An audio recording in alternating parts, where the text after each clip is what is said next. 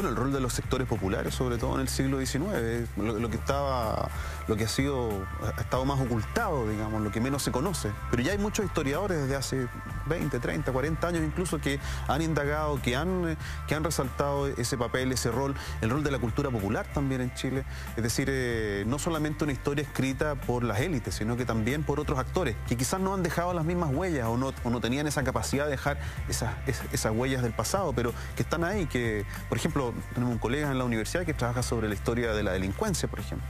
¿La historia de la delincuencia? La historia de la delincuencia. En Chile es un país donde el tema del robo, por ejemplo, uno lo puede rastrear desde la colonia mucho antes.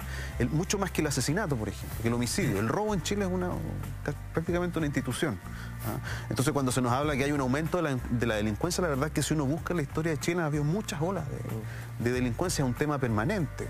En las tragedias, en los terremotos, el tema de las Fuerzas Armadas que tienen que salir justamente para combatir la delincuencia. Mira, qué interesante. Es un tema que se puede rastrear en el tiempo.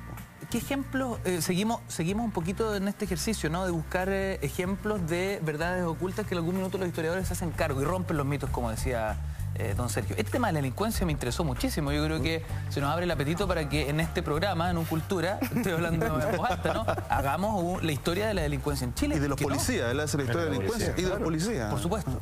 De las hablando de las dos caras de la moneda. De las transgresiones al orden social en general, no solamente de la delincuencia, del alcoholismo, de la prostitución. Drogadicción también. Sobre todo esos temas se hace historia hoy día, en el mundo y en Chile. Bárbara.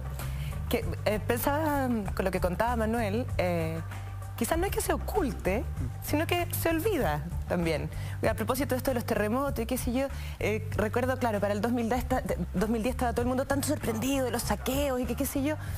Tenemos registro de eso en Valparaíso a comienzos del siglo XX. En Chillán pasaban balas. Muchísimo tiempo, sí. O que decían, bueno, es que es primera vez que nos coincide una conmemoración nacional como el Bicentenario con un terremoto. No, 1960. Está el terremoto de Valdivia, con una celebración por ahí que pasó más desapercibida a lo largo de los años, que ridículamente le llamaron el sesquicentenario.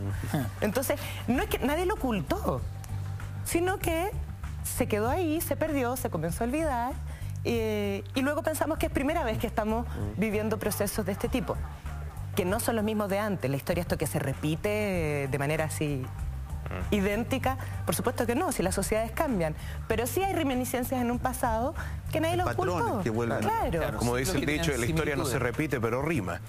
No se repite, pero rima. No, y además piensa tú, por ejemplo, yo me acuerdo de un buen libro que leí hace unos años atrás que lo escribió Paulina Peralta, de Chile tiene fiesta, que era un estudio precisamente sobre la fiesta. Y precisamente también como, o por ejemplo Isabel Cruz, que tiene unos libros sobre la ropa, en definitiva, o sea, el traje, como segunda piel, de las devociones religiosas, etcétera. Todo eso entra también dentro del mismo tema de esta, como te decía, utilizando de nuevo el tema de la partitura, estas voces que tú vas tomando en las distintas líneas de la partitura y que van formando una representación coral de lo que es la historia. Lo que pasa es que ahora tenemos muchas más voces, tenemos mucho más con lo que jugar, ¿verdad? Los niños. Eso tiene también, que ver, sí, historia de la infancia. Esto tiene que ver no solamente con Jorge Rojas, cuestiones disciplinarias del gremio de los historiadores, incluso modas historiográficas, porque también las existen, sino que fundamentalmente tiene que ver con las preocupaciones de nuestro tiempo presente. La historia siempre se escribe desde el presente. Es el presente el que interroga al pasado. De tal manera que vamos a estar permanentemente revisitando la independencia de Chile, la formación del Estado-Nación, la historia del movimiento obrero, de las clases populares, de la cultura nacional, porque las preguntas que se formula cada generación sobre los mismos fenómenos son distintas, porque los problemas que enfrenta cada generación son distintos, de tal manera que estamos permanentemente revisitando nuestro pasado desde problemas y preocupaciones que son los nuestros, son los de nuestro tiempo presente. Entonces, más que atribuir a complots para ocultar ciertos hechos históricos, que a veces existen también como un factor, tiene que ver con esta permanente actualidad de la historia. La historia siempre es actual. Bueno, sin ir más lejos, Chile entero se desayunó y se sorprendió con este reportaje en profundidad de Informe Especial la semana pasada sobre los montajes. Hay montaje, el plan Z fue un montaje histórico, hay una justificación histórica para el golpe. Hay un connotado historiador que intervino en ese montaje histórico.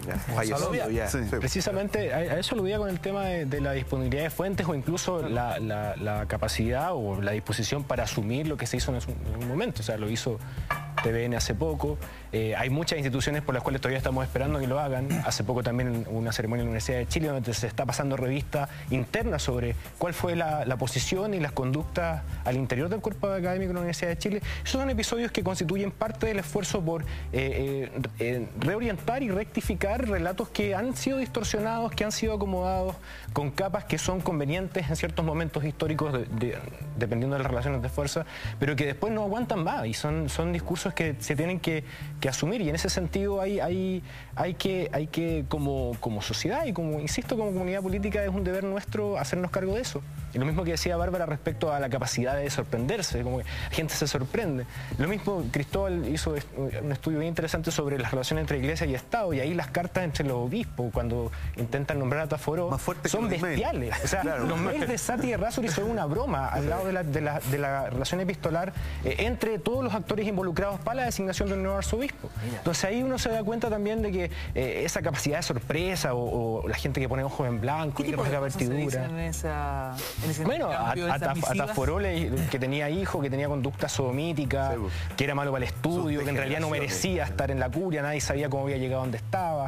O sea, pero así, puntuales, y tal como creo que Errázuriz dice, te respondo punto por punto, acá también, punto por punto, cada uno de los defectos por los cuales Taforó no podía llegar a ser. De hecho, de lo que mencionaba Andrés, por ejemplo, yo estuve estudiando en el archivo del Vaticano precisamente para ese trabajo, y efectivamente habían largos memoriales donde te decían, ya, ¿por qué usted considera que, le preguntaban a distintas personas del mundo político de la época, pero siempre conservadores, o sea, contrarios al gobierno de la época, ¿por qué usted considera que este hombre no debería ser arzobispo? Tales y cuales, eran larguísimos en definitiva.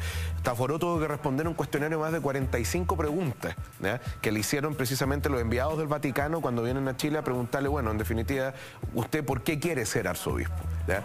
Y es verdad, Andrés tiene razón, o sea, en comparación a los emails no hay mucha diferencia. De hecho, salvo por el lenguaje que es mucho más brutal, mucho más directo, ¿ya?